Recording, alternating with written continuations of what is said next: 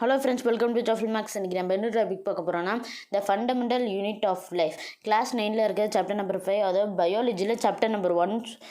இந்த லெசனில் என்ன கொடுத்துருக்காங்கன்னு சொல்லி வாங்க நம்ம டீட்டெயிலாக தெரிஞ்சுக்கலாம். வாங்க ஃபஸ்ட் எடுத்தோடனே நம்ம என்ன தெரிஞ்சுக்க போகிறோம்னா செல்ஸ்னால் என்ன, செல்ஸ்லாம் எப்படி இருக்கும் பார்த்தீங்கன்னா தெரிஞ்சுக்க போகிறோம். Cells are the basic structural and functional unit of a life.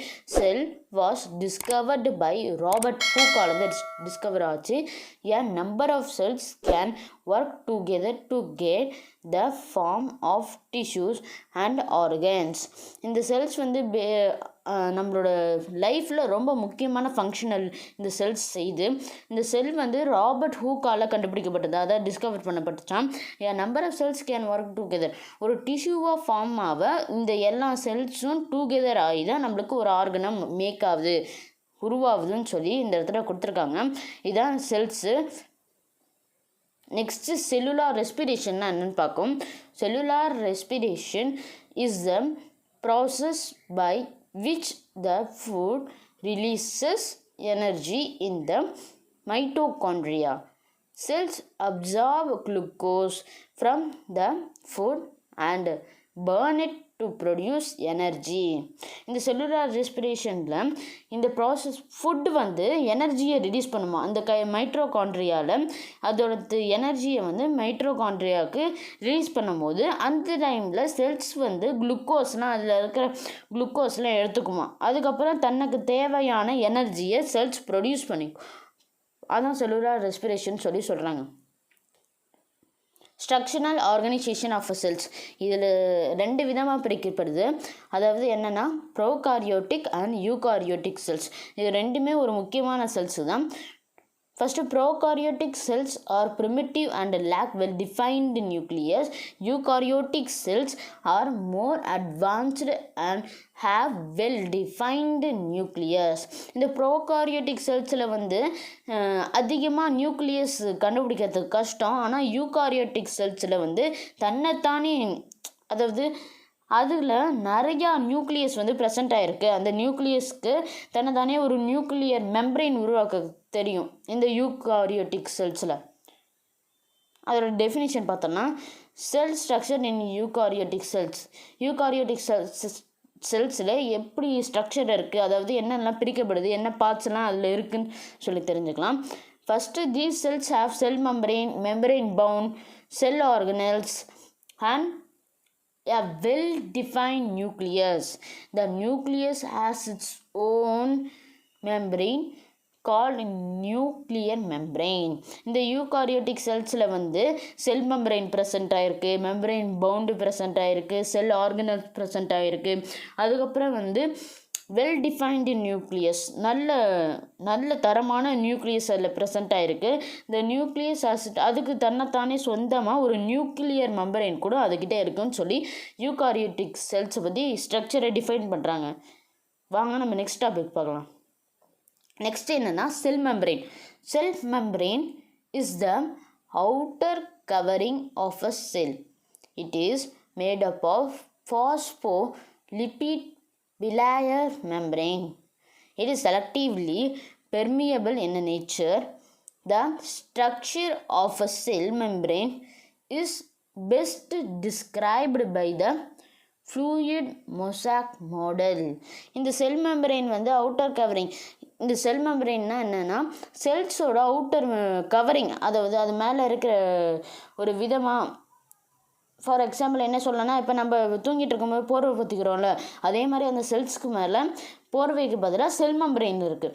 It is made up of phospholipid bilayer மெம்பரெயினால் அது மேடாக இருக்குன்னு சொல்கிறாங்க. இது நேச்சரில் பெர்மியபிளாக. இதோட ஸ்ட்ரக்சர் வந்து ரொம்ப செல் மெம்பரெயின் கொஞ்சம் அது, ஏன்னா அது பாதுகாப்பு வரை மாறியது.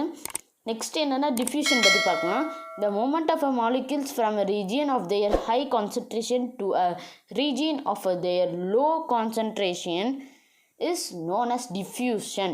டிஃப்யூஷன்னா என்னன்னு பார்த்தீங்கன்னா, இப்போ ஒரு மாலிக்யூல்ஸ் இருக்குன்னா நம்மளோட செல்ஸில் அந்த மாலிக்யூல்ஸ் வந்து ஹையர் கான்சன்ட்ரேஷன் அதிகமாக இருக்கிற இடத்துல விட்டு கம்மியாக இருக்கிற இடத்துக்கு மூவ் ஆகிறது தான்.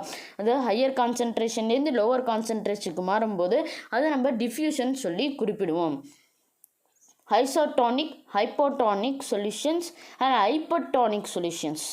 இது பிரிக்கிறாங்க 3 வகையாக. என்னென்னு பார்த்தோம்னா, isotonic solutions are those which have the same solute and pH concentration as the surroundings body fluid or the cytoplasm. Isotonic சொல்யூஷன்ஸ்லாம் என்னென்னு பார்த்தீங்கன்னா, அது சேம் சொல்யூட் தான் இருக்குமா, அதில் பிஹெச்சோட கான்சன்ட்ரேஷன் அதிகமாக இருக்குமா, தன்னோட சரௌண்டிங்ஸ் பாடி சரௌண்டிங்ஸில் இருக்கிற ஃப்ளூயிடோ இல்லை சைட்டோபிளாசமோ அதில் அதிகமாக இருக்கும், அதை பிஹெச் கான்சன்ட்ரேஷனில் இருக்குன்னு சொல்கிறாங்க. நெக்ஸ்ட்டு ஹைப்போடானிக் சொல்யூஷன்ஸில் lesser amount of solute concentration compared to the surroundings of fluid and can force the cell to rupture due to excess in input of water into the cell. இந்த hypotonic சொல்யூஷன்னா அது lesser amount of solute concentration தான் அதில் இருக்குமா. இது நம்ம compare பண்ணும்போது சரௌண்டிங்ஸில் fluid that can force the cell to rupture, அது ரப்சராக மாறத்துக்கு கூட செல்லை ஃபோர்ஸ் பண்ணும். And excess input of water into the cell, அதாவது வெளியில், அதாவது செல்லுலார இருக்கிற வாட்டரை வெளியில் இறக்கும் அப்படின்னு சொல்கிறாங்க. நெக்ஸ்ட் என்னன்னு பார்த்துடலாம் வாங்க. நெக்ஸ்ட்டு ஹைப்பர்டானிக் சொல்யூஷன்னா என்ன? Hypertonic solutions contain higher concentration of solute compared to the surroundings fluid and thus push water out of the cell, shrinking it. Hypertonic சொல்யூஷன்ஸ்லாம் அதில் சொல்யூட் முன்னாடி நம்ம பார்த்த டெஃபினேஷனோட அது கூட ஹைப்பர்டானிக்கை கம்பேர் பண்ணால் அதில் இருக்க சொல்யூட் கான்சன்ட்ரேஷன் ஹையராக தான் இருக்குது. அதனால சரௌண்டிங்ஸில் இருக்கிற ஃப்ளூயிட்லாம் அதாவது செல்லுலர் இருக்கிற ப்ரெசண்ட் ஆகிருக்கிற வாட்டரை அதுதான் வெளியில் தள்ளுது அப்படின்னு இந்த இடத்துல சொல்ல வராங்க. வாங்க நம்ம நெக்ஸ்ட் டாப்பிக்கில் என்ன கொடுத்துருக்காங்கன்னு தெரிஞ்சுக்கலாம். அடுத்த டாபிக் நம்ம புக்கில் கொடுத்துருக்கிறது என்னென்னா cell walls in plants. Plant cells are different from animal cells and due to the presence of a cell wall, the cell wall is made of cellulose and gives a rigid structure to the plant cell. அதாவது செல் walls இன் பிளான்ட்ஸில் இருக்க செல் வால்ஸ்லாம் என்னன்னு தான் பார்க்க போகிறோம். Plant cells are different from animal cell. Animal செல்லுக்கும் plant செல்லுக்கும் நிறைய வித்தியாசங்கள் இருக்குது. அது ஏன் தெரியுமா? ஏன்னா அதோட செல் வால் டிஃப்ரெண்ட்டானதான். The cell wall is made up of cellulose. இந்த செல் வால் செல்லுலோஸால் மேடாக இருக்கும். இதுதான் ஒரு பிளான்ட்டுக்கு ஒரு ரிஜிட் ஸ்ட்ரக்சரை தருது, ஒரு ஷேப்பை தருதுன்னு சொல்கிறாங்க. நெக்ஸ்ட்டு நியூக்ளியஸ் இன் அ செல். நம்ம செல்லில் இருக்கிற nucleus is a processing unit of the cell. It is a double membrane bound or organelle which contains the genetic material for inheritance. இந்த நியூக்ளியஸ் என்ன ப்ராசஸ் செய்யுதுன்னா, நம்மளோட செல்லில் ஒரு முக்கியமான ஒரு யூனிட்னா என்னென்னு பார்த்தீங்கன்னா நியூக்ளியஸ் தான். It is a double membrane bound. இது 2 மெம்பரைன் பவுண்டு கொண்ட ஒரு nucleus which contains the genetic material for inheritance. நம்ம செல்லுக்கு தேவையான விஷயங்கள் இதில் ஸ்டோர் பண்ணி வச்சுருக்கோன்னு சொல்கிறாங்க. Next chromosomes. During the growth phase of the cell, the chromatin condenses into a much thicker structure called chromosomes. குரோமோசோம்ஸ்னால் என்னென்னு பார்த்தீங்கன்னா, இது நம்மளோட செல்லெல்லாம் க்ரோத் ஆகிட்டு இருக்கும்போது இந்த குரோமட்டின் என்ன பண்ணுன்னா நம்மளோட செல் ஸ்ட்ரக்சரை திக்கர் ஆக்குமா. அதுதான் குரோமோசோம்னு இந்த இடத்துல குறிப்பிடுறாங்க. வாங்க அடுத்த டாப்பிக்கில் என்ன கொடுத்துருக்காங்கன்னு தெரிஞ்சுக்கலாம். குரோமட்டின்னா என்ன? இப்போ chromatin is a thread-like structure which serves as the genetic material present inside the nucleus of the cell. It is made up of DNA and protein molecules. The DNA contains the hereditary information needed for the structure and function of the organism.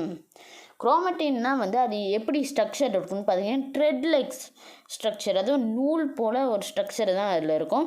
Which serves genetic material, அதை தேவையான செல்லுக்கு தேவையான விஷயங்கள் வந்து save பண்ணி வச்சுருக்கோம். Present in, அதாவது இது எங்கே ப்ரெசென்ட் ஆகிருக்குன்னா செல்லில் இருக்கிற நியூக்ளியஸில் ப்ரெசென்ட் ஆகிருக்கும். இது எதால் உருவாக்கப்பட்டதுன்னா டிஎன்ஏ மற்றும் புரோட்டீன் மாலிக்யூல்ஸால் இந்த குரோமட்டின் உருவாகுது. இந்த டிஎன்ஏ கண்டென்ட்ஸ் ஹெரிடரி இன்ஃபர்மேஷன், அதாவது டிஎன்ஏ வந்து நம்மளோட பழைய விஷயங்கள்லாம் வந்து இன்ஃபர்மேஷன் ஸ்டோர் பண்ணி வச்சுருக்கோம். அதுதான் ஒரு ஸ்ட்ரக்சராக இந்த குரோமட்டினுக்கு தருது. Next cytoplasm. Cytoplasm is a fluid found inside the sell. It gives a structure to the cell and houses different organelles of the cell. இந்த சைட்டோபிளாசம்னா என்னன்னு பார்த்தீங்கன்னா வந்து இது செல்லுக்கு உள்ளார இருக்க ஒரு ஃப்ளூயிட் பார்ட் மாதிரி இது ப்ரெசென்ட் ஆகிருக்கு. It gives the structure to the cell. இந்த செல்லுக்கு வந்து இதான் ஸ்ட்ரக்சர் கொடுக்குன்னு சொல்லியிருக்காங்க. Next organelles are structures present in the cytoplasm of the cell that help in several functions of the cell. ஆர்கனல்ஸ்னால் என்னென்னு பார்த்தீங்கன்னா இது சைட்டோபிளாசமில் ப்ரெசென்ட் ஆகிருக்கும். இது நிறையா ஃபங்க்ஷனுக்கு இந்த ஆர்கனல்ஸ் வந்து யூஸ் ஆகுதுன்னு சொல்லி நம்மளுக்கு இந்த இடத்துல கொடுத்துருக்காங்க. நெக்ஸ்ட்டு எண்டோபிளாஸ்மிக் ரெட்டிகுலம் அப்படின்னா என்னென்னு சொல்லி பார்க்கலாம். Endoplasmic reticulum is a membrane like sell organelle that plays an integral role in the interpretation of the genetic information present in the nucleus. Endoplasmic ரெக்டிகுலம்னா என்னென்னா இது ஒரு மெம்பரேன் லைக் ஸ்ட்ரக்சரை கொண்டு இருக்குமா. Reticulum cell organ that plays an integral role in the interpretation of a genetic information present in the nucleus. ஒரு இன்ஃபர்மேஷனை store பண்ணுறதுக்கோ இல்லை அது ஒரு ஸ்ட்ரக்சர் கொடுக்கறதுக்கோ அந்த இன்ஃபர்மேஷனுக்கு இந்த எண்டோபிளாஸ்மிக் ரெக்டிகுலம் ரொம்ப ப்ரெசண்ட்டாக இருக்குது, ரொம்ப இம்பார்ட்டண்ட்டாக நியூக்ளியஸில். Next rough endoplasmic reticulum RER. Rough endoplasmic reticulum are the ones that have ribosomes on it. The ribosome is made up of nucleic acid and proteins. They are the site of protein synthesis.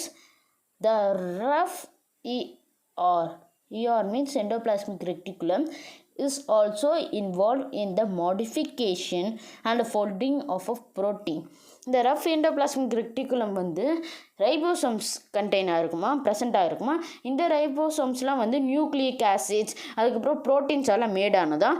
They are the site of protein synthesis. இந்த ப்ரோட்டீனை வந்து synthesise பண்ணுறதுக்கு இதுதான் ரொம்ப முக்கியமானது. இந்த rough endoplasmic reticulum வந்து folding of protein, அதாவது ப்ரோட்டீனை எல்லாத்தையும் சேவ் பண்ணி வச்சுருக்கிறதுக்கு இந்த ரஃப் எண்டோபிளாஸ்மிக் அதாவது RER ரொம்ப யூஸ்ஃபுல்லாக இருக்குன்னு சொல்லி கொடுத்துருக்காங்க இந்த இடத்துல. வாங்க நெக்ஸ்ட் டாபிக் பார்க்கலாம். ஸ்மூத் ER அப்படின்னா smooth endoplasmic reticulum. Smooth ER do not have ribosomes and thus are not involved in the protein synthesis. They are, however, involved in the lipid metabolism and detoxifying poisonous molecules. நம்ம smooth endoplasmic reticulum வந்து ரைபோசோம்ஸ்லாம் கண்டென்ட்டாக இருக்கான்னா அது ப்ரோட்டீன்ஸ்லாம் வந்து synthesise பண்ணாதான். ஆனால் அதுக்கு பதிலாக என்ன பண்ணும்னா நம்மளோட டீடாக்சிஃபையிங், அதாவது வீணாக போகிற விஷயங்களை அது வெளியில் தள்ளும். இந்த ஸ்மூத் எண்டோபிளாஸ்மிக் ரெக்டிகுலம் பாய்சனஸான மாலிக்யூல்ஸ்லாம் வந்து வெளியில் தள்ளும்னு சொல்லி அதோட ப்ராசஸ் தான் ஸ்மூத் அதாவது SERோட ப்ராசஸ் வந்து இதுதான். SERனா smooth endoplasmic reticulum. Next Golgi apparatusனா என்னென்னு பார்க்கலாம். கோல்கி apparatus is also called the post office of the cell. They package and transport the proteins across to the cytoplasm. இந்த கோல்கி apparatusோட இன்னொரு பேர் என்னென்னு பார்த்தீங்கன்னா போஸ்ட் ஆஃபீஸ்ன்னு சொல்கிறாங்க. ஏன் இந்த இடத்துல குறிப்பிடுறாங்கன்னு பார்த்தீங்கன்னா இது வந்து ப்ரோட்டீன்ஸை பேக்கேஜ் பண்ணி சைட்டோபிளாசமுக்கு அனுப்பும், ப்ராசஸ் பண்ணும். அதுக்கு தான் இதுக்கு வந்து போஸ்ட் ஆஃபீஸ்னு சொல்லி பேர் வச்சுருக்காங்க. Next lysosomes. They are referred to as suicide bags of the cell as they contain potent enzymes that can digest a cell. Lysosome also help in defense by attacking a foreign object. லைசோசோம்ஸ்னால் என்னன்னு பார்த்தீங்கன்னா இது வந்து suicide பேக்ஸ்ன்னு சொல்கிறாங்க. ஏன்னா இந்த லைசோசோமுக்கு ஒரு செல்லையே digest பண்ணக்கூடிய சக்தி இருக்குது. இந்த lysosomes also help in a defence of attacking. இப்போ வேறு ஏதாவது இப்போ வைரஸோ வேறு ஏதாவது கெட்ட விஷயமோ அதாவது ஃபாரின் ஆப்ஜெக்ட்னால் அந்த இடத்துல அப்படி தான் வரும். அது வரும்போது அதை அட்டாக் பண்ணுறதுக்கு இந்த லைசோசோம்ஸ் ரொம்ப யூஸ்ஃபுல்லாக இருக்குன்னு சொல்கிறாங்க. Next mitochondria. Mitochondria are also called power plant of the cell. Mitochondria வந்து பவர் பிளான்ட் ஆஃப் த செல்லுன்னு சொல்கிறாங்க. They generate ATP via the electron transport chain. They also have a DNA called mtDNA which makes them semi-autonomous organelles. இந்த mitochondria வந்து என்னன்னு கூப்பிடப்படுதுன்னா plant of cell, power plant of cell அப்படின்னு கூப்பிடப்படுகிறது. They generate ATP வந்து generate பண்ணுமா, அதாவது electron transport chain அதுக்கு சொல்கிறாங்க. They also have a DNA call mtDNA. அதுக்கு டிஎன்ஏவும் இருக்கான், அதாவது என்னென்னா mtDNAன்னு இருக்கான். இது வந்து செமி ஆட்டோனோமஸ் ஆர்கன் மேக் பண்ணுறதுக்கு ரொம்ப யூஸ்ஃபுல்லாக இருக்கும். நெக்ஸ்ட்டு வந்து பிளாஸ்டிட்ஸ்னால் என்னென்னு பார்ப்போம். They are various types of plastids in different cell based on the pigment that they contain. Chloroplast is the plastid where the photosynthesis occurs. Some of the other plastids are isocoplast and leucoplast and chromoplast. அதாவது இந்த பிளாஸ்டிக்ஸில் வந்து 3 விதமாக பிரிக்கப்படுது. என்னென்னா ஒரு plastic நமக்கு நல்லாவே தரும் chloroplast, இன்னொன்று என்னென்னா வந்து லியூகோபிளாஸ்ட், இன்னொன்று குரோமோபிளாஸ்ட். இந்த மோஸ்ட்டாக எல்லாத்துலேயும் வந்து குளோரோபிளாஸ்ட் தான் ப்ரெசண்ட் ஆகிருக்கும். இப்போ ஃபோட்டோசிந்தசிஸ்க்கெலாம் வந்து ரொம்ப யூஸ்ஃபுல்லாக இருக்கும் குளோரோபிளாஸ்ட், அதான் இந்த இடத்துல சொல்கிறாங்க. நெக்ஸ்ட்டு வந்து வேக்யூல்ஸை பற்றி பார்ப்போம். Vacuoles are large vessels that hold water or air in them and give structural rigidity to the cell. Vacuoles are common in plant cells. In animals, the vacuoles are either very small or absent. இந்த vacuoles வந்து large வெசல்ஸில் கொண்டு இருக்குமா, அதாவது அதில் வாட்டரோ இல்லை aero அதில் வந்து சேவ் பண்ணி வச்சுருக்குமா. இதுதான் வந்து அந்த ஸ்ட்ரக்சரலுக்கு ரிஜிடிட்டி கொடுக்குது to the cell. Vacuoles are common in plant cell. Plant செல்லில் எப்பயுமே வேக்யூல்ஸ் இருக்கும். ஏன்னா animal cell the vacuoles are either very small or absent. இப்போ லிட்டில் அமௌண்ட் ஆஃப் வேக்யூல்ஸ் தான் அனிமல் செல்லில் இருக்கும், இல்லைனா அதுக்குன்னு இருக்காது, ஆப்சென்ட்டில் இருக்கும்னு சொல்கிறாங்க. Next comparison between plant and animal cell தான் பார்க்க போகிறோம். பிளான்ட் செல் எப்படி இருக்கும், அனிமல் செல் எப்படி இருக்கும்னு நம்ம டிஃப்ரென்ஸ் தெரிஞ்சுக்கலாம் வாங்க. Plant cells are different from animal cells structurally. Plant cell have cell wall and chloroplast which are missing in animal cells. Plant cells also have large vacuoles which are either very small or missing in animal cells. The nucleus is present at the center of the cell in animal cells and at the periphery in plant cells. அதாவது plant cells வந்து different of animal cells. ஸ்ட்ரக்சரலாக வந்து பிளான்ட்டும் animal செல்லும் வந்து டிஃப்ரெண்ட்டாக தான் இருக்கும். Plant செல் வந்து அதுக்கு செல்வால் இருக்குது, குளோரோபிளாஸ்ட் இருக்குது. ஆனால் வந்து அனிமல் செல்லில் வந்து அதெல்லாம் இல்லை. Plant sell also have large பெரிய பெரிய வேக்யூல்ஸ் இருக்குது. எதர் வெரி ஸ்மாலர். அனிமல் செல்லில் வந்து ஒரு குட்டியோ இல்லைனா அது கூட இருக்காது அந்த வேக்யூல்ஸ். இந்த நியூக்ளியஸ் இஸ் ப்ரெசன்ட் அட், இந்த நியூக்ளியஸ் வந்து சென்டரில் ப்ரெசண்ட்டாக இருக்கும், ஆனால் அனிமல் செல்லில் கிடையாது. இந்த பெரிய பெரிய பிளான்ட் செல்ஸ் அதான் இந்த இடத்துல கொடுத்துருக்காங்க. வாங்க இதோட பிக்சரை ரெப்ரசன்டேஷன் பண்ணி நான் உங்களுக்கு மென்ஷன் பண்ணுறேன். இதுதான் வந்து அந்த செல்.